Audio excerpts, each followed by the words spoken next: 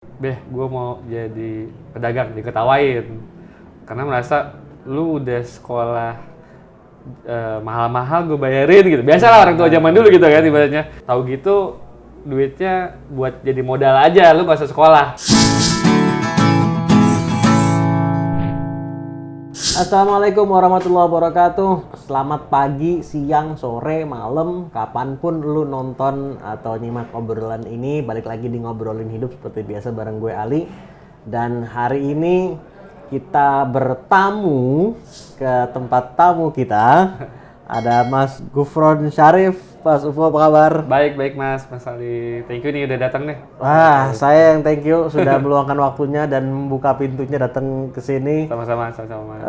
Saya termasuk penggemar House. Iya, soalnya. thank you. Dan kalau lu nonton video-video kita yang awal-awal, lu juga pasti juga sebetulnya nggak cuma awal-awal doang. Dari waktu ke waktu kita juga selalu sering kita munculkan House meskipun kita nggak kenal kan. Iya. Meskipun kita nggak kenal. Karena menurut gue it's a great product gitu. Gue sangat enjoy dan sangat murah meriah lah gitu ya, murah meriah. Dan sekarang akhirnya ketemu. So bener nggak kalau gue bilang Mas Ufo, oke, seorang entrepreneur lah ya, pengusaha. Iya. Dosen juga iya gitu lah, pernah jadi dosen, pernah kerja kantoran juga. Iya. Terus dan sebagai pengusaha pun sebetulnya House ini bukan usaha yang pertama. Betul. Dan kalau gue boleh bilang bukan yang ketiga. Betul. Ups and down lah. Ada sudah cukup panjang di behind the scene cuman behind the scene cukup panjang gitu ya. Tapi kalau gue balik dulu nih. Jadi dulu kuliah akuntansi. Kuliah akuntansi. Itu dan kemudian apakah dari dulu emang sudah kepengin jadi pengusaha atau gimana? Jadi pengusaha. Sebenarnya sampai gua lulus S1 tuh jujur aja gua nggak tahu mau jadi apa, Mas. Jadi gua tuh dulu karena waktu masih terima kasih. Oke. Wow. Waduh. Nah, ini rotinya nih, Mas. Wah. Kita sering wawancara aja kalau gini. Makasih. Gitu. Ini, Mas. Siap. Terima kasih. Iya. Saya kalau udah sering, saya air putih aja lah. Oke, udah sering. Gitu. Nah, jadi boleh dibilang nggak tahu mau jadi apa sih sebenarnya. Karena dulu tuh orang tua gue cuma nuntut masuk sekolah unggulan lalu masuk sekolah negeri tanpa pernah ngejelasin apapun di luar itu gitu. Orang tua kolot lah ya, gitu. Jadi gue nggak banyak tahu tuh tentang apa yang gue pengen lakuin dalam hidup. Yang sebenarnya ya, mungkin kalau waktu kecil kan kebayang pengen jadi arsitek misalkan, bla itu kan oke lah itu. Tapi kalau yang sebenarnya apa yang pengen benar-benar gue lakuin dalam hidup tuh, gue baru gue tahu setelah gue lulus S1 sebenarnya, gitu. Pas gue lagi baca buku sebenarnya, ada satu dua buku sih yang sangat waktu itu tuh sangat berpengaruh dalam hidup gue, yang mengantarkan kenapa gue masih berjuang ya sekarang tuh setelah baca dua buku itu sebenarnya. Yaitu satu The Confession of Economic Hitman by John Perkins.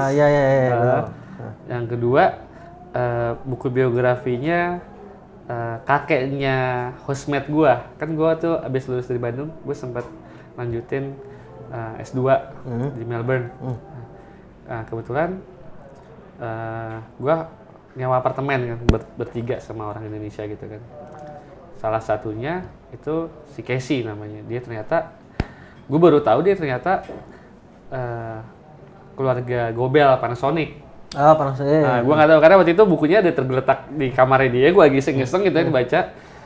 Ya gue baca buku tentang kakeknya gitu kan.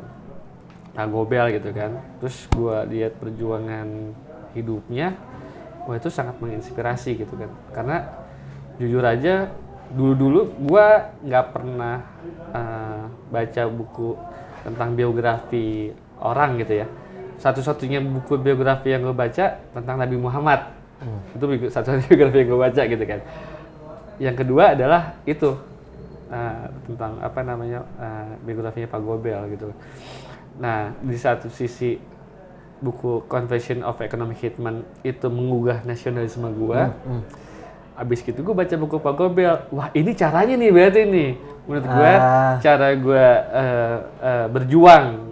Apa di bukunya Pak Gobel yang ada yang sampai membuat ini caranya berjuang tuh? Nah, kalau di Confession of Economic Hitman itu kan diceritain bagaimana salah satunya Indonesia ya. Indonesia boleh bilang dijajah secara ekonomik lah gitu kan, dijajah ekonomik bla bla bla gitu. Dan ketika apa namanya di bukunya Pak Gobel, menurut gue itu suatu jawaban adalah ya udah biar kita terlepas dari jajahan secara ekonomik, ya kita harus mandiri secara ekonomik. Salah satunya dengan cara wirausaha. Itu sih yang apa namanya yang bikin gue pengen jadi wirausaha gitu. Karena gue merasa misalkan kan pada zaman itu terutama teman-teman gue waktu di S1 nih impiannya adalah justru bekerja untuk perusahaan multinasional gitu kan. Perusahaan ya karena menjanjikan karir bagus, gaji besar gitu kan. Ya multinasional kan banyak kan perusahaan asing gitu kan. Sangat bertolak belakang nih sama yang ada di buku itu. Karena di buku itu justru ya emang di-create keadaan seperti itu tuh. Di-create bahwa ya udah bahwa negara itu, penduduk negara itu ya udah lu jadi apa ya cuma jadi sumber daya aja gitu kan. Yang mengolah sumber daya alamnya adalah para penjajah itu. Itu gitu kan. Ya kan. Lalu menjualnya pun ke rakyat kita juga gitu. Artinya kan itu jadi kayak jadi penonton di negeri sendiri lah ya. Jadi nggak jadi tuan rumah di negeri sendiri gitu. Artinya kok di kampung kita sumber daya alam kita nggak ngolah sendiri sih gitu kan. Apa namanya masa sampai tunggu orang lain yang gitu. Nah, jadi gue merasa ada tuh bergejolak tuh di dalam diri gue, rasanya apa namanya oke, gue harus do something nih karena gue udah tahu ya gue harus coba menciptakan usaha gue sendiri ya.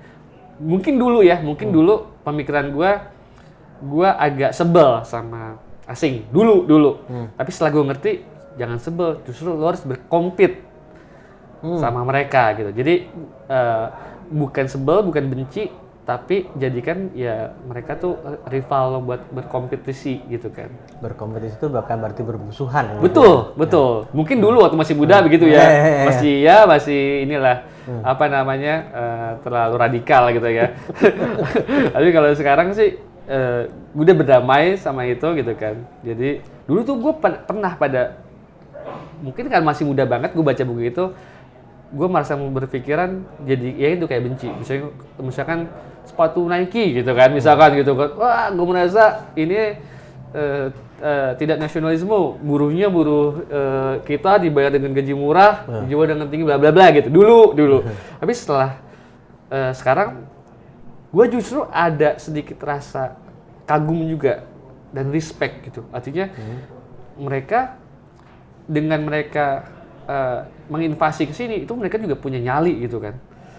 Iya, punya nyali. Artinya karena usaha itu setelah ini tidak mudah gitu kan. Artinya dia kan juga sacrificing juga, keluar dari zona nyamannya dia, member resiko juga gitu. Makanya gue respect juga sebenarnya. Jadi makanya gue instead of gue sebel benci, gue kagum. Tapi gue nggak mau kalah juga. Gue harus berkompetisi nih. Maksudnya kita sebagai manusia Indonesia jangan mau kalah gitu kan. Gitu. Jadi seperti itu sih kira-kira Mas Ali. Kenapa gue sekarang jadi pedagang lah. Gitu. Jadi pedagang. Gitu. Ini jalur sutra nih. Oke, sebelum gue maju lebih jauh nih, gue masih mau balik lagi. Jadi tadi Oke. si buku ini dibaca di akhir kuliah tuh maksudnya di S2 ya? Iya, pas Oke. gue lagi di Melbourne. Nah, dan kuliahnya waktu itu bisnis Business of System Information. Business of System Information. Nah, Nah, dari abis kelar akuntansi tuh sampai akhirnya pengen S2 atau kenapa nggak langsung kerja tuh Oke. apa pemikirannya? Berarti Nah, belum punya pemikiran belum punya, untuk belum jadi punya. pengusaha tuh waktu itu? Betul, waktu gue lulus S1 itu, ya gue masih nggak tahu juga pengen jadi apa, tapi kalau ikut-ikutan teman-teman, mereka kan gitu. Kalau nggak jadi auditor, biasanya kan akuntan tuh di Big Four ya, EY, PwC, KPMG, Deloitte, something like that ya. Atau yang langsung ke multinasional, biasanya Unilever atau apa, atau BUMN biasanya Bank Mandiri gitu kan. Ya kalau ikut-ikutannya sih ke arah sana ikut-ikutannya, tapi ya cuma sekedar ikut-ikutan. Tapi nggak pernah juga sebelum gue berangkat gue nggak pernah juga kerja karena bokap udah memberangkatin gue dulu ke Australia gitu kan. Nah barulah pas di Australia itu ya mungkin karena gue tinggal di luar negeri gue jadi apa sih namanya minoritas jauh dari kampung halaman. Itu jiwa nasionalisme jadi lebih kena sih Mas Ali, jujur aja gitu dibanding ketika kita lagi di sini gitu. Gue waktu di Bandung atau di Jakarta nggak ada kepikiran gue tentang nasionalisme. Gue cuma tim bola doang, tim nasional, bener nggak ada pikiran yang lain-lain. Menurut gue nasionalisme adalah membela tim bola, that's it, cuma itu doang dulu ya. Tapi ketika di sana gue jadi minoritas, gue jadi jauh dari kampung halaman, dan gue ngelihat Indonesia dari luar gitu kan, Indonesia dari sudut pandang yang lain gitu kan. Terus kebetulan komunitas Indonesia di sana tuh dekat, entah gimana gue jadi sedikit banyak jadi cinta Indonesia lebih gitu dibanding ketika gue ada lagi di sini gitu. Nah tambah pengalaman gue tadi baca buku itu dan apa segala, gue merasa jalur gue pilihan gue jadi pedagang itu ada sedikit banyaknya ya pengen membela Indonesia gitu. Itu idealismenya. Walaupun pada kenyataannya nanti perjalanannya tidak semudah itu Ferguson. Tidak semudah itu Ferguson. Ujung-ujungnya gimana bikin perut kita nggak lapar aja udah sulit gitu kan. Maksudnya ujung-ujungnya dari tadinya berpikir nasionalisme, wirausaha untuk nasionalisme, waktu ketika gue mau terjun jadi pedagang asli, gimana gue biar bisa makan sebenarnya gitu ujung-ujungnya gitu. Gue mau masuk juga nanti nih terkait naik turunnya perjalanan itu. Gue masih mau lanjut lagi sedikit ini karena ini mulai masuk ke sana juga sebetulnya. Tolong koreksi kalau gue salah. Boleh. Sejauh yang gue tahu. Iya. Jadi setelah selesai di Australia terus kembali ke Indonesia, betul. terus baru kerja di bank gitu ya. Di bank. Dan itu tapi nggak enjoy di situ dan seterusnya. Boleh ceritain nggak? Iya, jadi abis terus gue udah tahu nih, gue mau ngapain gitu kan. Ya, gue mau jadi pedagang. Tapi waktu itu jujur aja, baru semangatnya doang Mas Ali, belum tahu bisnis apa yang gue terjunin, nggak ada. Itu baru semangatnya doang gitu kan. Balik ke Indonesia. Sorry, maaf gue potong. Jadi ingin jadi pedagang tujuannya ada sisi idealisme tadi itu. Betul, gitu. betul. Jadi bukan cuma soal duitnya doang, walaupun duit penting itu. Ya, setelah berjalan dulu masih muda, masih radikal, gitu kan. Dulu masih radikal, masih idealisme. Pikiran gue apa coba? Ciptain lapangan kerja, gitu kan. Begitu menjadi tuan rumah di negeri sendiri. Nah, kayak gitu-gitu sih, waktu ya zaman-zaman. Ini pernah nulis nggak? Oh, gue pernah. Soalnya kok sampai gestur tuh gini soalnya dan kata-katanya kayak dulu zaman apa sih Friendster ya? Itu kan ada blog gitu. Nah, gue suka nulis di situ dulu sih. Tapi akhirnya gue memutuskan berhenti untuk nulis sebelum gue berhasil membuktikan apa yang gue tulis. Gitu. Jadi karena gue merasa kalau gue nggak berhasil membuktikan apa yang gue tulis, ya itu bullshit menurut gua gitu. Nah akhirnya udah gue stop nulis, gue coba membuktikan bener gak sih ini yang jalan hidup yang gue pilih gitu kan. Mungkin someday kalau misalkan gue berhasil membuktikan gitu kan bahwa pilihan gue ini benar, mungkin gue akan berbagi cerita inilah mungkin gitu kan. Gitu. Kalau misalkan ini bermanfaat gitu kan. Nah gitu. Jadi sampai sekarang sih gue belum nulis lagi gitu karena gue merasa gue belum berhasil membuktikan bahwa ini pilihan yang benar. Tapi you're doing it now juga.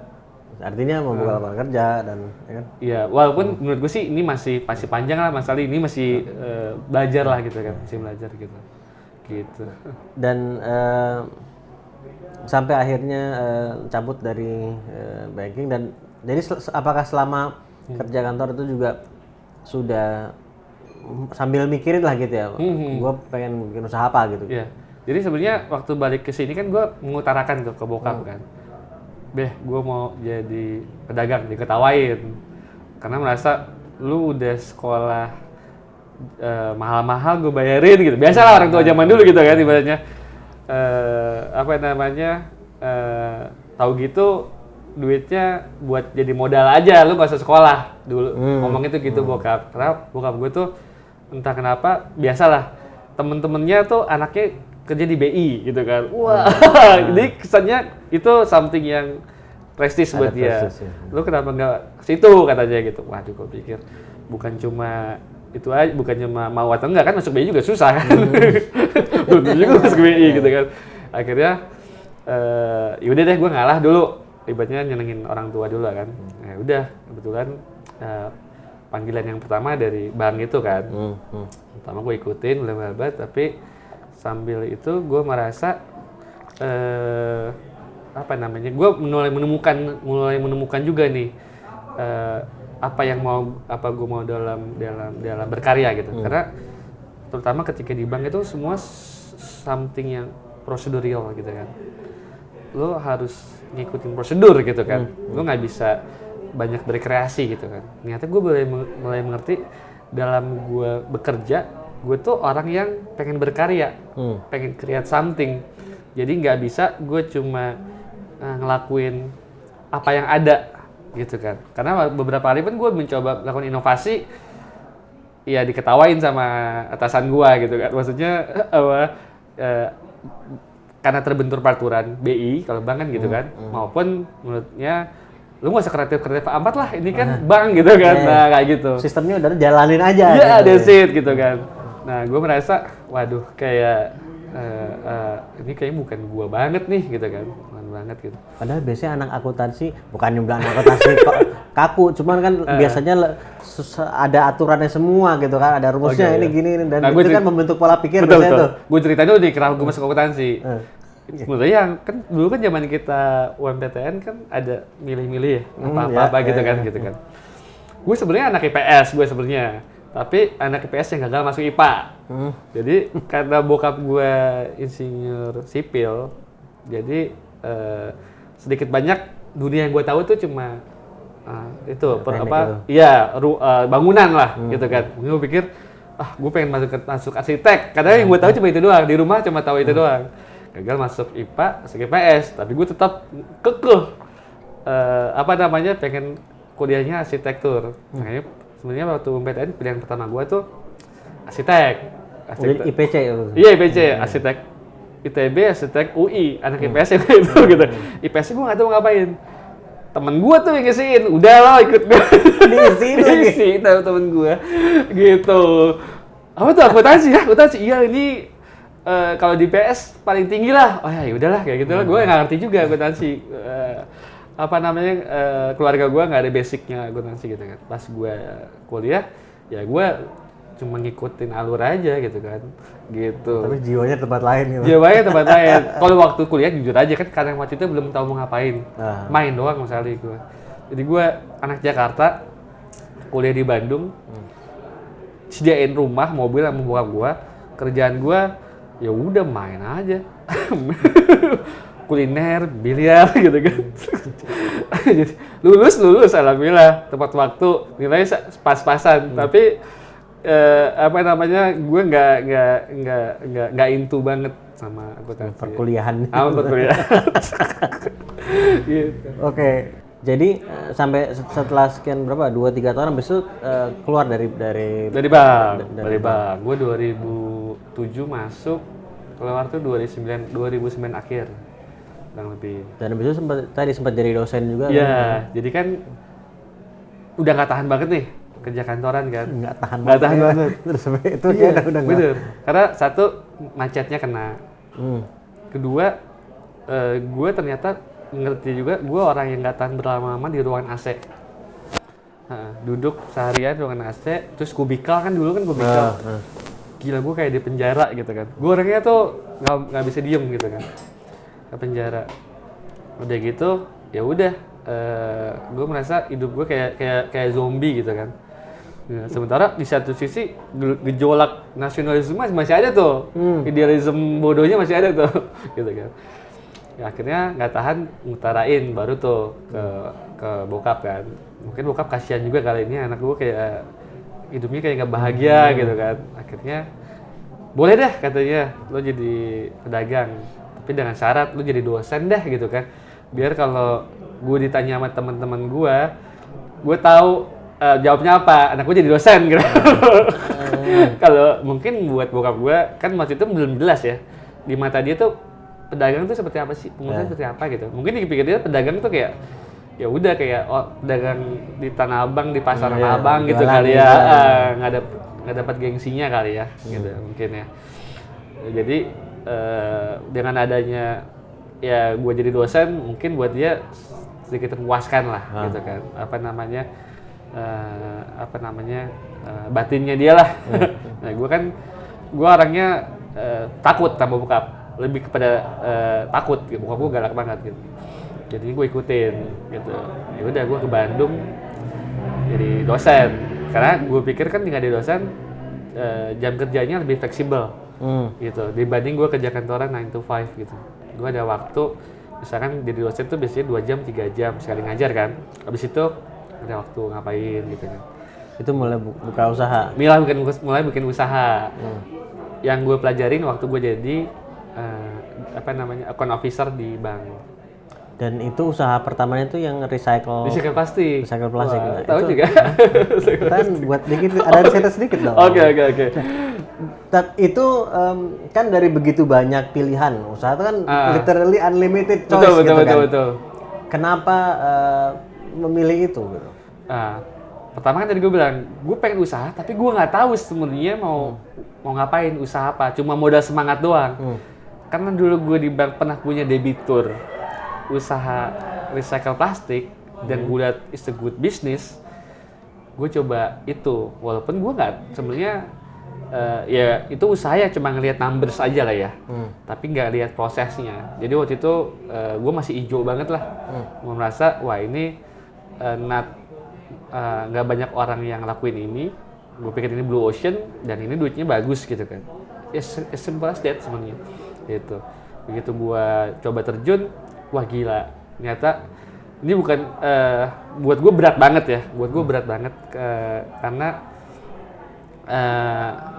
gue termasuk anak cengeng kali ya. Maksudnya dari dulu tuh disediain fasilitas gitu sama orang tua gitu ya. Terus gue terjun ke usaha recycle plastik yang berhubungan sama pemulung, bandar-bandar pemulung gitu kan. Gue pikir anjir ini berat banget nih. Maksudnya dari biasa gue naik mobil ber-AC, ini gue harus ke tempat-tempat pemulung gitu kan, berhadapan sama orang-orang yang cukup kasar ya waktu itu. Gitu. Jadi waduh, gue merasa ini bukan zona gue juga nih gitu kan. Gitu. Terus dalam kerjanya pun gue nggak enjoy karena gue juga baru belajar lagi nih. Ternyata suka something yang kreatif gitu. Sedangkan itu lebih kepada apa? Itu komoditi sebenarnya, lebih komoditi. Jadi ilmunya yang dipakai bukan kreativitas, tapi menurut gue sih mungkin sedikit power ya, karena ternyata recycle plastik itu ada mafianya juga lah. Gitu. Okay. Nah, jadi dunia yang keras lah buat gua gitu. Kembali economic hitman lagi nih. Walaupun dalam konteks berbeda. Betul. Dan sebenarnya juga jujur aja, kenapa gue milih recycle plastik sebenarnya itu ada sedikit idealisme. Karena kan gue sangat idealisme kan. Wah, gue mungkin ini jawaban gue nih bisa solving the problem nih. Sampah di Indonesia. Makanya gue jujur aja, itu naif banget. Gue waktu itu pada saat itu naif, hijau, dan emosional lah gitu. Apa-apa dilihatnya menurut gue dari apa ya? Terlalu anak sekolahan yang idealis karena baca buku lah. Kalau menurut gue pada masa itu. Gitu. Akhirnya sepanjang perjalanan gue banyak mengadjust sih gitu. Termasuk tadi gue bilang tuh dari gue benci, sebel, jadi respect sama brand-brand luar gitu kan. Karena gitu. Kalau jadi itu berjalan berapa? Kok nggak sampai setahun? Si recycle, gue ya setahun kurang dikit lah. Setahun kurang dikit gitu. Dan itu berhenti itu artinya karena udah kayaknya gue nggak pengen lanjut atau rugi kah atau? Gue dosen punya mahasiswa gitu kan. Gue suka bilang yang mulia yang gue dapat nilai bagus. Jadi udah laku.